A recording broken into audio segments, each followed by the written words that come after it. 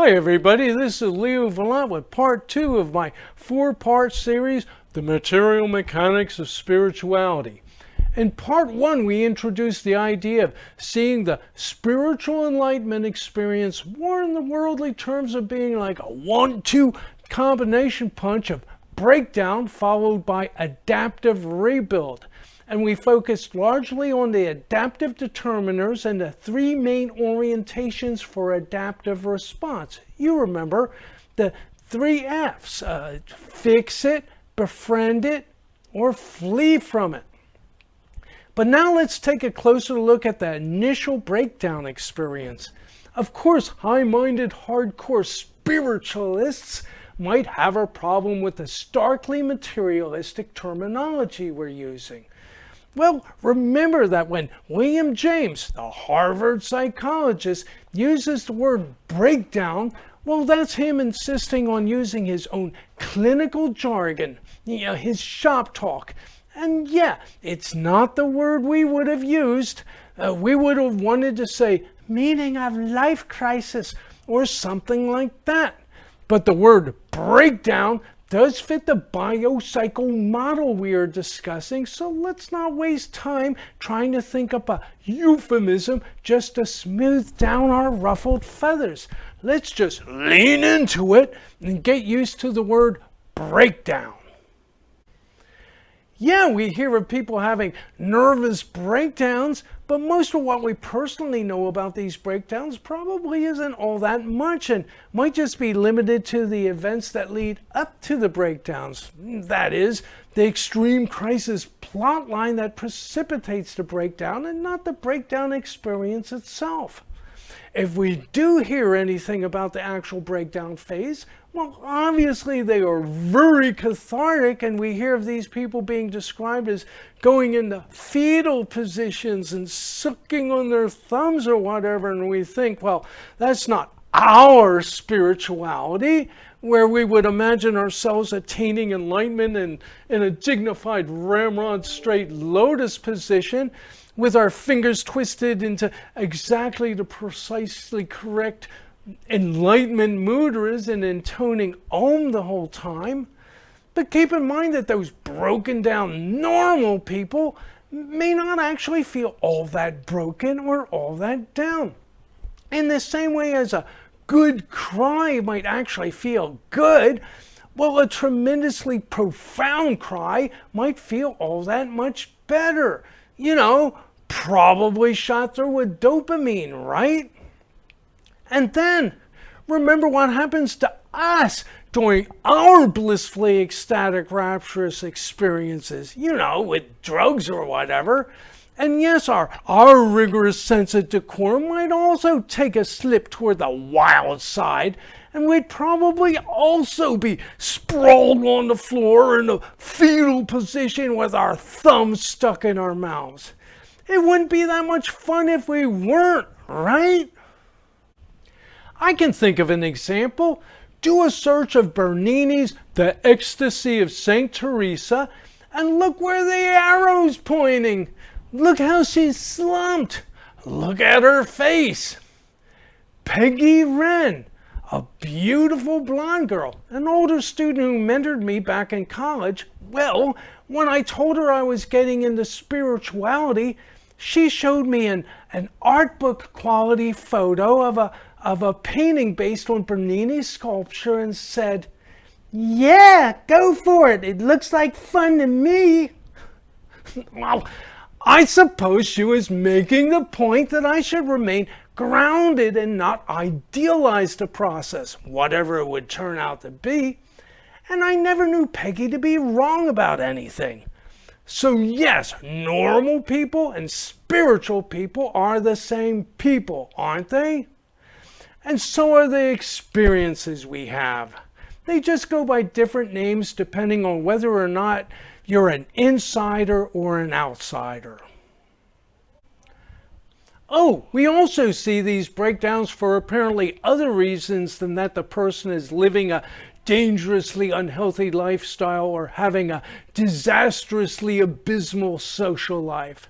It might just be the product of severe depression, mental conflicts, thoughts of guilt or shame, or some, meaning of life crisis. What I think is happening with these is that the body's innate wisdom is sharp enough to discern when the self is on the brink of suicide. For instance, Leo Tolstoy, 1828 to 1910, had such a transformative experience. He had fallen into an almost debilitating depression, which they called melancholia back then. And this was after he had finished his book War and Peace, published 1869.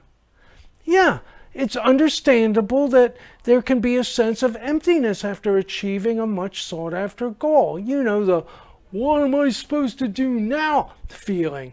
But anyway, I think Tolstoy's innate animal wisdom stepped in before he could harm himself.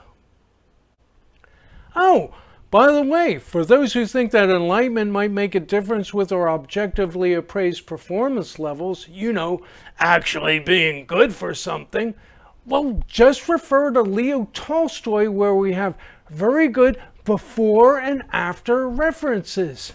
War and Peace for before, and the novel Anna Karenina for the after.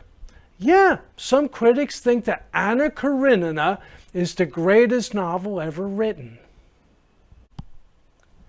Oh wait, before finishing up on this part, we need to understand that James himself recognized that there were some religious conversion experiences that could not be accounted for using his nervous breakdown model. Well, that gives me an opening to bring up my favorite pet idea, the collective consciousness.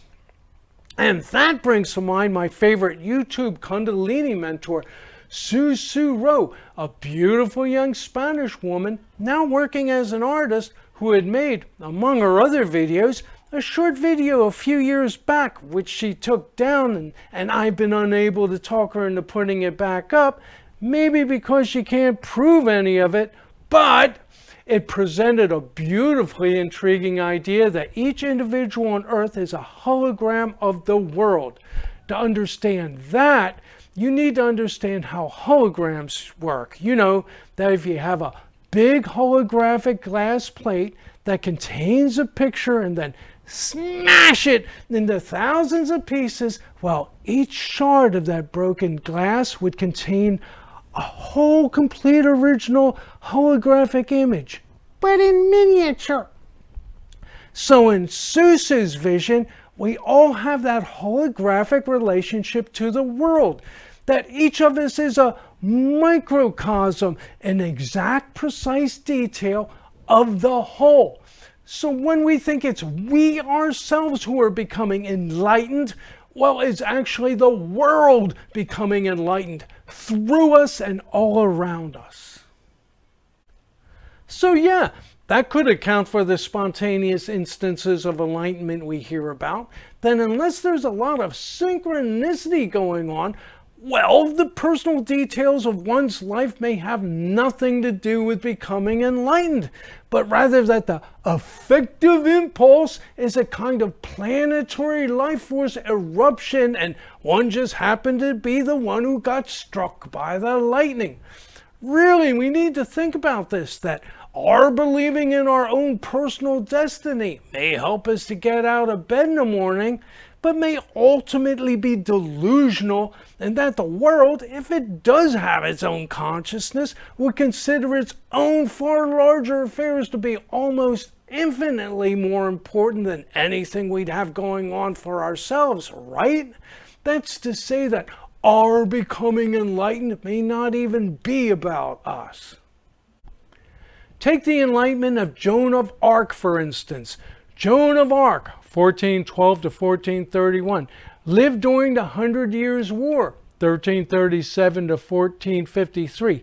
Impressed with her mission from God, given to her at the age of 13, and that's too early to be early adult onset schizophrenia, while she effectively saved France and was instrumental in throwing evil England off the continent, and therefore perhaps substantially changing the direction of human history, saving us from the devil. But for herself, she ended up being burned at the stake, which can hardly be considered much of a survival mechanism. But then, being burned may have been the most pivotal of her influential contributions, even after she had already set the King of France on his throne.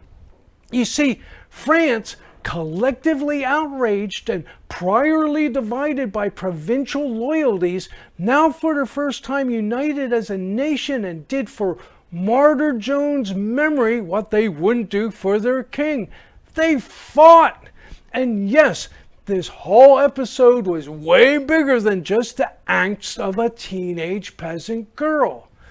Now, wouldn't that lead us to believe that holographic Mother Earth knew all along how all this would play out? Yes, that's it for part 2, and now on to part 3. Thanks, everybody. See you later.